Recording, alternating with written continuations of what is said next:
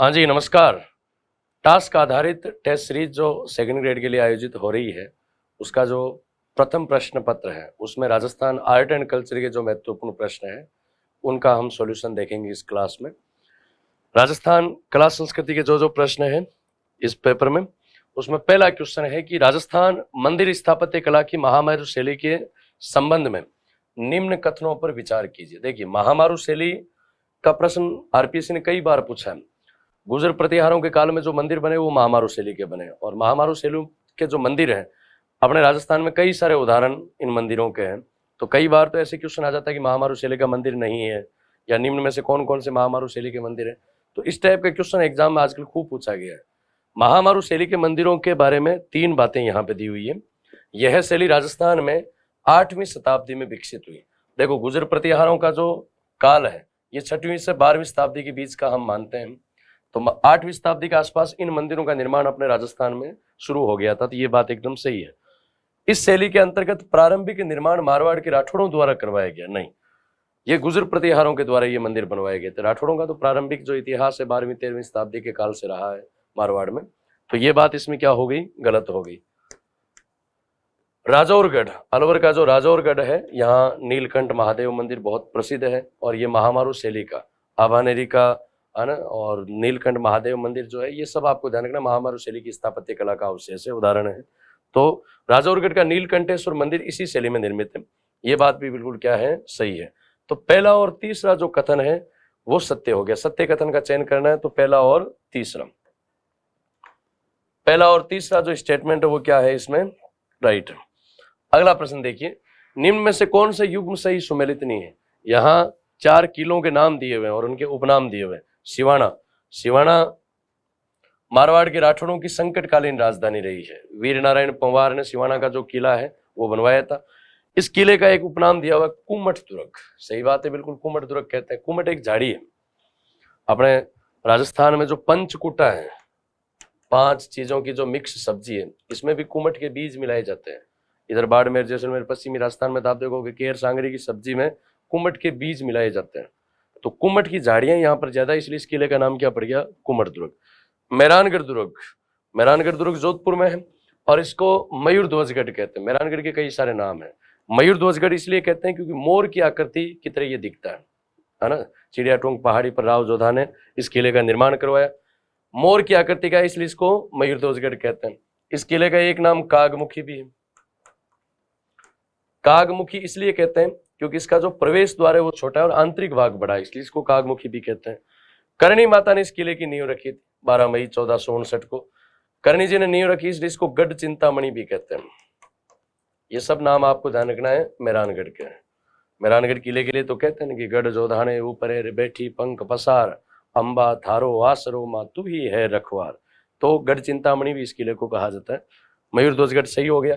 गागरोन दुर्ग, गर्गाचारी ऋषि भगवान श्री कृष्ण के जो गुरु है उनकी तपोस्थली गागरोन का किला है। गागरोन का एक नाम दुलरगढ़ भी रहा है। यहाँ शुरुआती जो शासन है वो डोड परमारों का रहा था। परमारों की एक शाखा है डोड परमारों द्वारा ये किला बनाया गया, इसलिए इसको डोडगढ़ भी कहते हैं। डोडगढ़, तो दुलरगढ़, डोडगढ़, ये आपको ध्यान रखना गागरोन के किले का नाम है।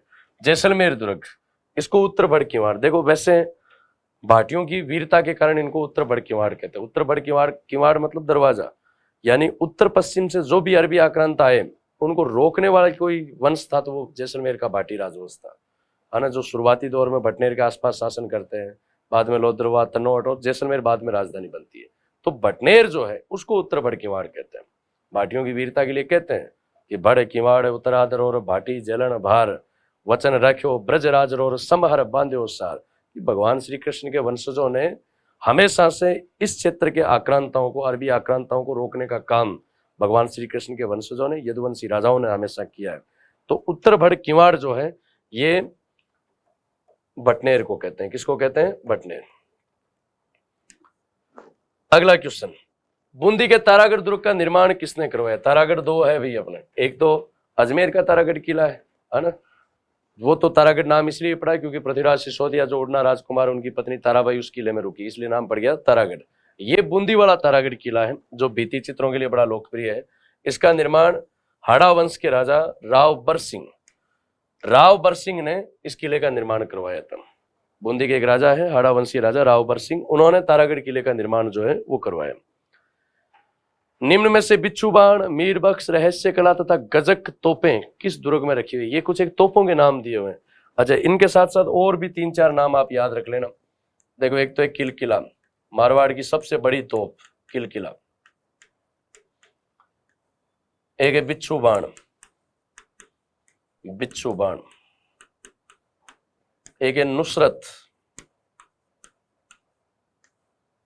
गजनी बाण, शंभू बाण,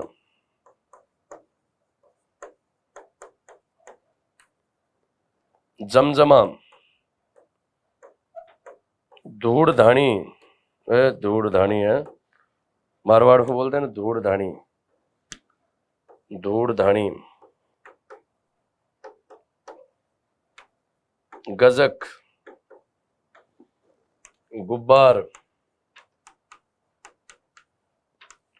ये सब आपको ध्यान रखना है, तोपों के नाम है। और ये सारी तोपें आपको मेहरानगढ़ का जो परकोटा है उस परकोटे पर देखने को मिलेगी। इनमें सबसे बड़ी जो तोप है वो किलकिला है मारवाड़ की। ठीक है, चलिए, तो मेहरानगढ़, मेहरानगढ़ का जो परकोटा है, इस परकोटे पे ये सारी तोपें आपको मिलेगी।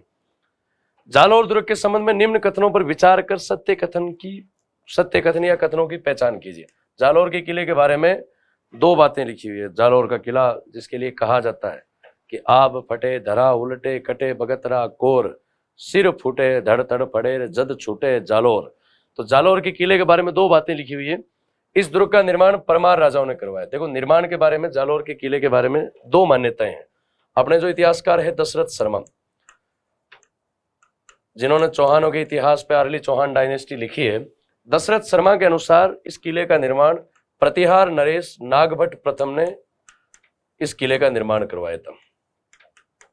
कुछ इतिहासकार ये कहते हैं कि जालौर का किला 10वीं शताब्दी के आसपास परमार राजाओं द्वारा निर्मित है, और बाद में अपने पढ़ते हैं कि ये किला चौहानों द्वारा शासित रहा। जालौर वाले जो चौहान है वो सोनगिरी पहाड़ी पर किला है, इसलिए नाम कहलाया उनका सोनगिरा चौहान। कानरदे चौहान, जिनकी वीरता के लिए ये किला जाना जाता है। अलाउद्दीन खिलजी के आक्रमण के समय इतिहास का लोकप्रिय शाखा यहाँ पर देखने को मिला, वीरता देखने को मिली। तो जालौर का जो किला है, इसका निर्माण कुछ इतिहासकार जो है वो ये कहते हैं कि परमार शासकों द्वारा करवाया गया, तो परमार राजाओं द्वारा ये बनाया गया। ये बात सही है। इस दुर्ग में जोगमाया मंदिर और मलिक शाह की दरगाह है। जोगमाया के साथ साथ आप ये भी ध्यान रखना कि आशापुरा माता का भी मंदिर है। संत मलिक शाह बहुत प्रसिद्ध एक सूफी संत है, उनकी दरगाह इस किले के अंदर बनी हुई है। तो सत्य कथन का पहचान करना, तो दोनों ही बातें सही है। 1 और 2 दोनों ही क्या है, करेक्ट है। सूची 1 को सूची 2 के साथ सुमेलित कीजिए और नीचे दिए गई कूट से सही उत्तर का चयन कीजिए। कुछ एक महलों के नाम दिए हुए और स्थान दिए हुए, जिले दिए हुए, आपको ये बताना है कि कौन कौन से कहां पर है। जूना महल, जूनागढ़ तो है बीकानेर में, महाराजा राय सिंह ने बनाया, ये जूना महल है। तो जूना महल आपको ध्यान रखना कहां पर है, डूंगरपुर में। रेशमा महल, रेशमा महल सीकर में अभी बख्तावर सिंह ने बनवाया था,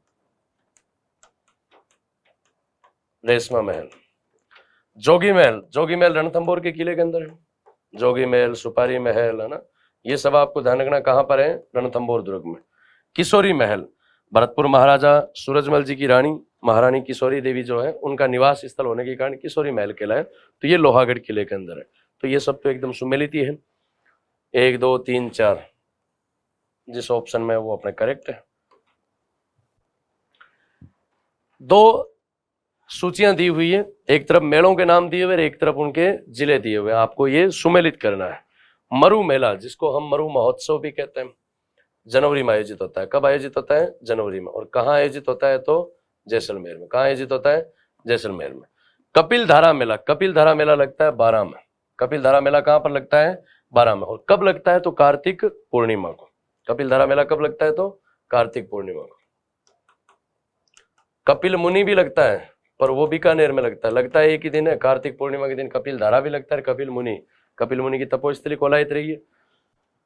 भर्तरी मेला लगता है सरिस्का में, राजा भर्तरी की तपोस्थली है सरिस्का। भाद्रपद शुक्ल पक्ष की अष्टमी के दिन, राधा अष्टमी के दिन ये मेला लगता है।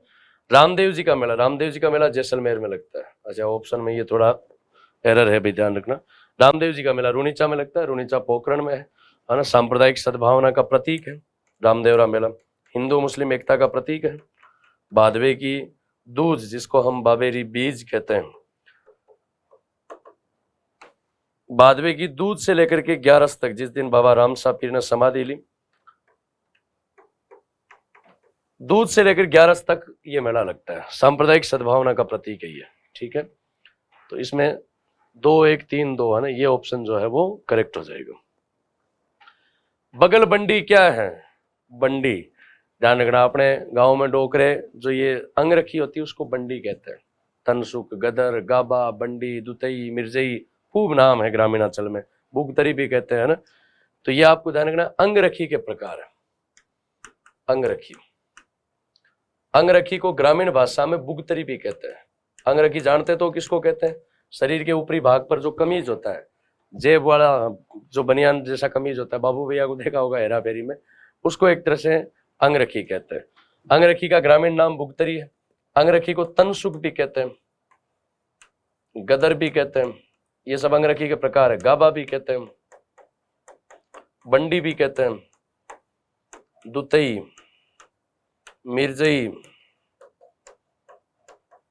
ये सब अंगरखी के प्रकार हैं। तो 4 ऑप्शन है। साफे का प्रकार, पुरुषों का ऊपरी वस्त्र, महिलाओं का ऊपरी वस्त्र और विशेष प्रकार का एक आभूषण। तो आपको ध्यान रखना है, पुरुषों के शरीर के ऊपरी भाग पे जो कमीज पहनते हैं वो एक तरह से बगल बंडी है। निम्न में से अंग व आभूषण का कौन सा युग्म सही सुमेलित नहीं है?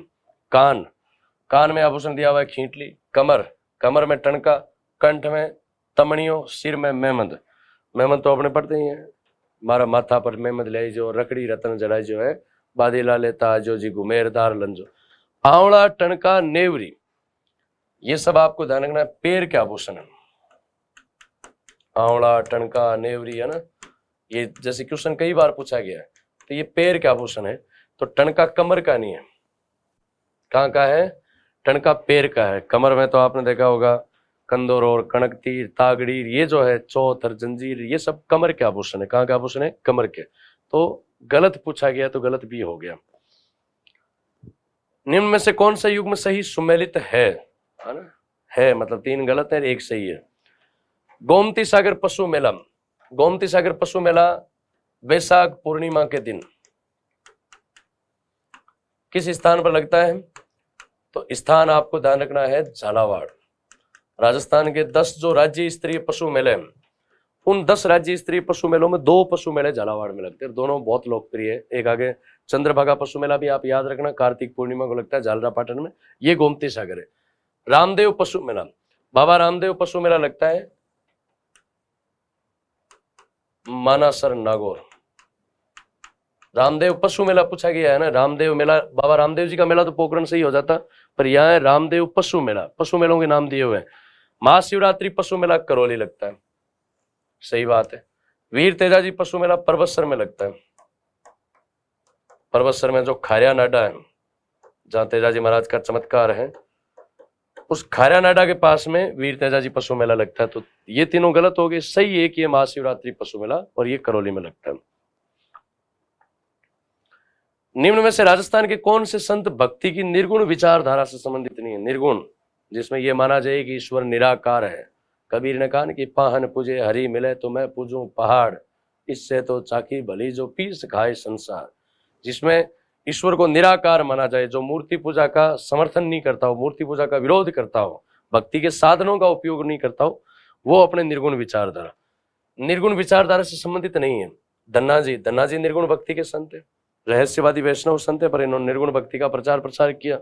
जसनाथ जी महाराज भी निर्गुण भक्ति के संत है। मीरा तो सगुण है।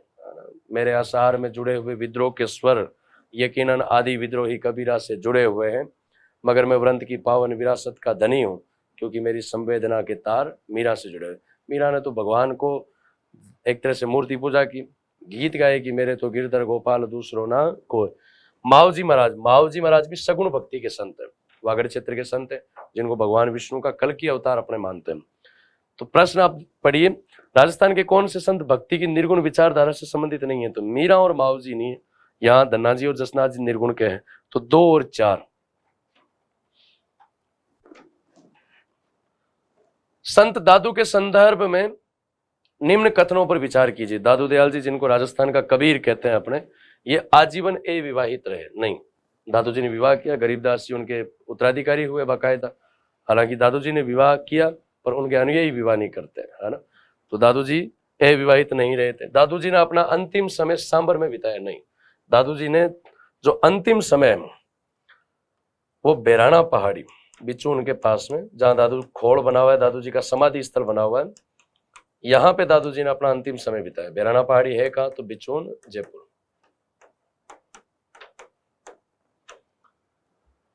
अब देखिए, उपयुक्त में से सत्य कथन क्या है? सत्य कथन कोई सही नहीं है, नहीं तो 1 और नहीं 2। डी।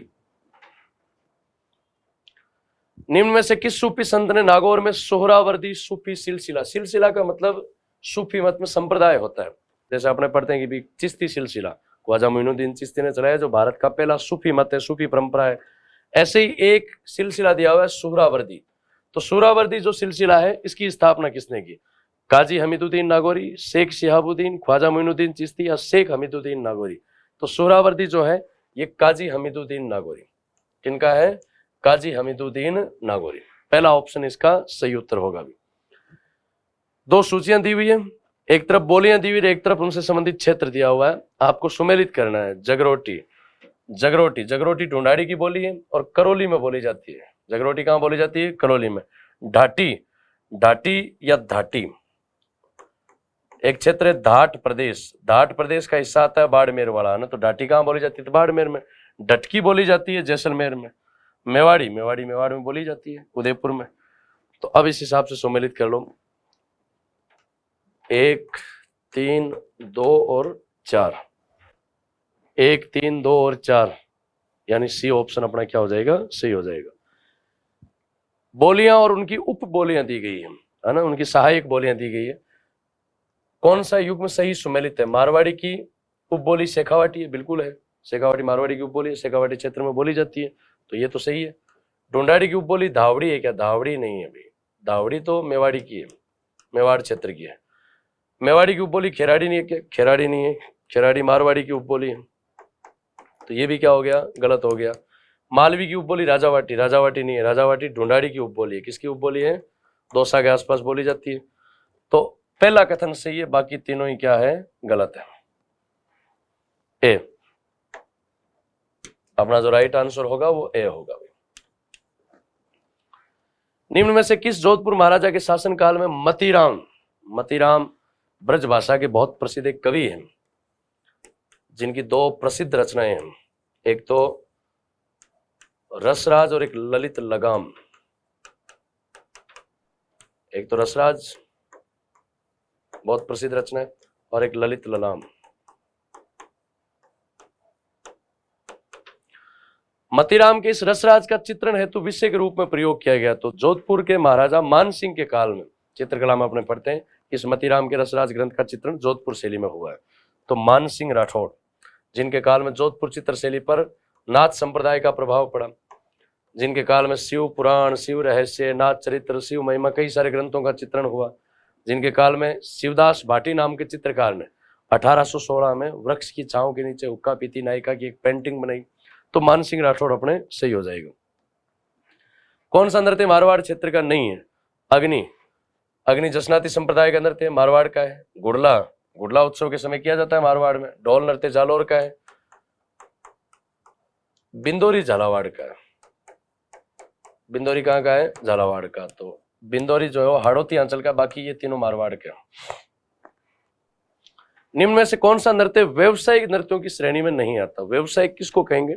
जो पेशेवर कलाकारों द्वारा किए जाते हो, है ना। प्रोफेशनल जो डांसर जो होते हैं, उनके जो व्यवसाय, एक तरह से जो पेशेवर कलाकारों के जो नृत्य होते हैं वो व्यवसायिक कैटेगरी के होते हैं। भवई नृत्य व्यवसायिक है। अग्नि नृत्य, अग्नि नृत्य एक धार्मिक नृत्य है, जसनाती संप्रदाय का धार्मिक नृत्य है।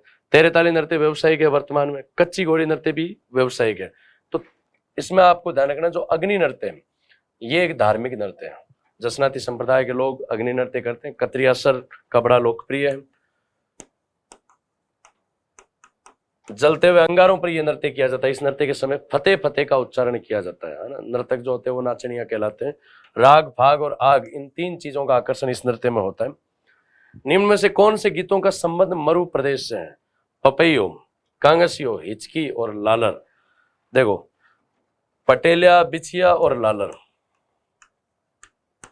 ये पर्वतीय क्षेत्र के लोकगीत हैं।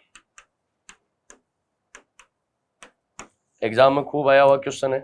पटेलिया, बिछिया और लालर किस क्षेत्र के लोकगीत हैं? तो पर्वतीय क्षेत्र के। हिचकी, हिचकी मेवात का है। हालांकि मारवाड़ में भी हिचकी गाई जाती है, पर मेवात का ज्यादा लोकप्रिय है हिचकी। हमारा पिया जी बुलावे माने आई हिचकी, ये मेवाती में गाया जाता है। अब पपैयो, पपैयो शेखावाटी, शेखावाटी मरु प्रदेश का हिस्सा है। और कांगसियो, मारो छेले भंवर रो कांगसियो पाड़ोसन ले गीजिए है। पपैयो गीत मीठो बोले रे पपैया रुते आई सावन की, ये वर्षा ऋतु में गाया जाता है। सुखी दाम्पत्य जीवन का संदेश इसमें दिया जाता है एक तरह से। तो पपैयो और कांगसियो ये मरु प्रदेश के हो गए, 1 और 2। लालर पर्वतीय क्षेत्र का है, हिचकी मेवात क्षेत्र का है। निम्न में से कौन सा तत्वाद्य यंत्र नहीं है? तत्व जिनमें तार लगे हुए, तारों की सहायता से जिनसे संगीत उत्पन्न किया जाए वो तत्वाद्य यंत्र। बपंग, बांकिया, जंतर और कामायचा।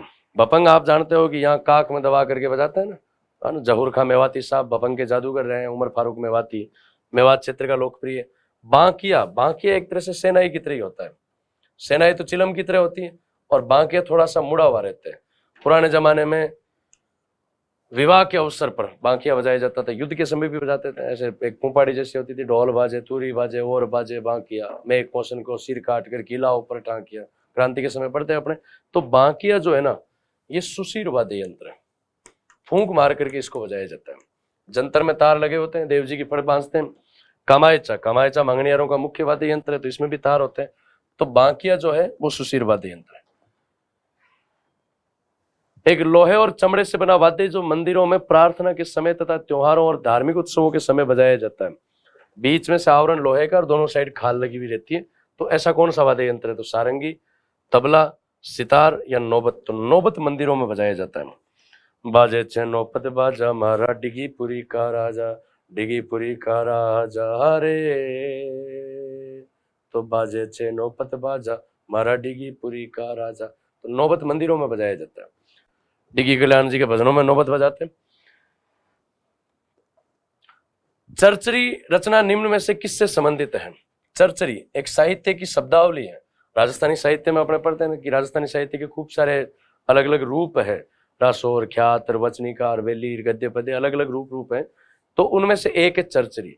किसी ले और ताल के साथ में कोई उत्सव विशेष पे जो कविताएं और गीत गाते हैं उनको राजस्थानी लिटरेचर में चरचरी कहते हैं। क्या कहते हैं? चरचरी। मुक्तक काव्य नहीं है। मुक्तक काव्य वो होता है जिसमें माला की तरह, माला में जैसे मोती होते हैं वैसे मुक्तक काव्य होता है। जैसे बिसलदेव रासो एक मुक्तक काव्य है। शोक गीत, शोक गीत अपने हरजस होते हैं। उत्सव में ताल और नृत्य के साथ गाई जाने वाली रचनाएं, ये सही हो गया आपने। लय और ताल के साथ किसी उत्सव विशेष पे गाई जाने वाली रचनाएं चरचरी। अभेड़ा महल, जिसको हाड़ौती का ताजमहल कहते हैं। हाड़ौती का ताजमहल। अभेड़ा महल कहाँ है? तो हाड़ौती नाम ही दे दिया, तो आपको ध्यान रखना है कोटा में। अभेड़ा महल कहाँ पर है? कोटा में। श्री जगत शिरोमणि मंदिर, देखो जगत शिरोमणि मंदिर आमेर में है। कहां पर है? आमेर में। इस मंदिर के संबंध में कौन सा कथन सत्य नहीं है? पहला कथन है जगत सिंह कछुआ ने इस मंदिर का निर्माण करवाया।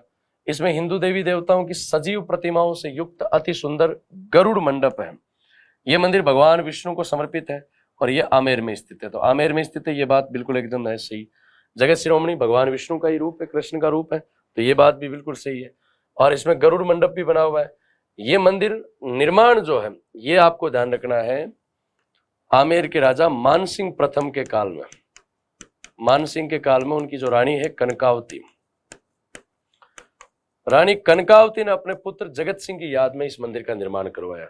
तो पहला जो कथन है ना वो गलत हो गया। अब कौन सा कथन सत्य नहीं है? तो यही पूछा गया, तो सत्य पहला ही नहीं है, भी ध्यान रखना। बाकी तो तीनों सत्य है, पहला जो कथन है वो सत्य नहीं है। जगत सिंह की याद में बनाया गया। और किसने बनाया? तो मानसिंह के काल में रानी कनकावती ने। मानसिंह उस समय आमेर के राजा थे। अंग व आभूषण का कौन सा युग में सही सुमेलित नहीं है?